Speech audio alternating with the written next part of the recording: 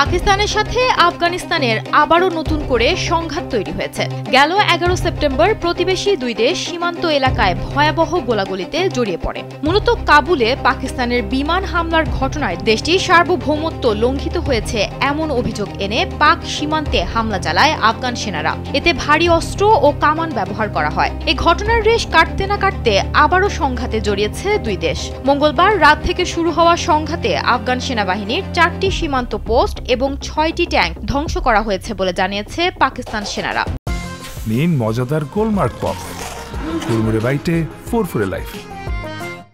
পাকিস্তানের দাবি, বিনা উস্কানিতে মঙ্গলবার বিকেলের দিকে কুররম সীমান্তে পাকিস্তানের সেনাবাহিনীকে লক্ষ্য করে যৌথভাবে হামলা চালায় আফগানিস্তানের সেনাবাহিনী। তবে পাল্টা হামলা চালাতে সময় নেয়নি ইসলামাবাদও। সংঘাত শুরুর মাত্র 1 ঘন্টার মধ্যে কুররম সীমান্তের ওপারে আফগানিস্তানের খোস্ট প্রদেশের শামশাদ সেনাপোস্ট ধ্বংস করেন পাক সেনারা। এর আগে গেল 11 অক্টোবর পাকিস্তানের আঙ্গুর আড্ডা, বাজাউর, কুররম, দিল, চিত্রাল, বারাম সহ আরও বেশ কয়েকটি এলাকায় হামলা চালিয়েছে আফগান সেনাবাহিনী। এতে তুমুল সংঘর্ষে জড়িয়ে পড়ে দুই দেশ। পাকিস্তান সেনাবাহিনীর আন্তঃবাহিনী সংযোগ দপ্তর বা ISPR জানিয়েছে, ওই সংঘাতে 2 শতাধিক আফগান সেনা এবং পাকিস্তানের সেনাবাহিনীর 23 জন সদস্য নিহত হয়েছে।